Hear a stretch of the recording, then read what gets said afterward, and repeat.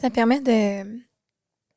J'avais une conversation justement aujourd'hui avec une amie, de pas prendre la personne avec qui on partage notre vie, même si c'est une amie ou peu importe, euh, for granted, pour acquis. C'est ce qui permet, selon moi, de justement venir nourrir ce qui est là.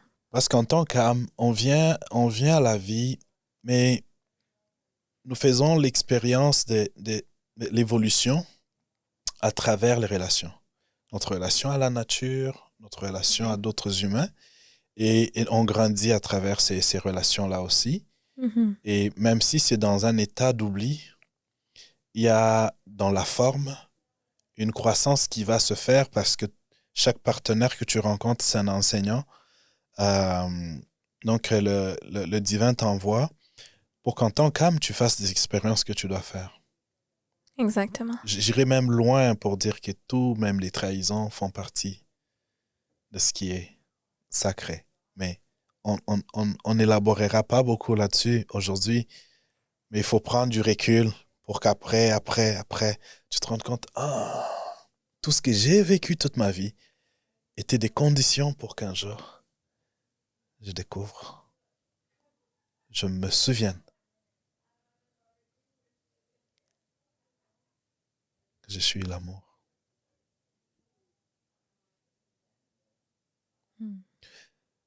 Tout le monde se souviendra, dans cette vie ou dans une autre, d'une manière ou d'une autre. Ça viendra. Ouais. Mais quand ça vient, à un moment où il faut que ça change, ça peut être plus facile de laisser les changements se faire. Je suis pas en train de dire de pas travailler pour faire fonctionner quelque chose. Mais il y a des limites qui, quand elles sont atteintes, c'est les temps du changement. Le plus qu'on écoute les temps du changement, moins de dommages il y a. Exact. Il y en a qui restent beaucoup trop longtemps. Et ça fait beaucoup, beaucoup de blessures. Après, c'est du travail aussi pour guérir de tout ça et revenir à soi. À l'amour, à nouveau. Mhm. Mhm. Mm. C'est bon. Et on va peut-être commencer à aller tranquillement vers la fin avec ces sujets. On peut rester de temps et de temps à parler de ça. Le but de ce podcast, c'était pas de stigmatiser les relations, de les catégoriser.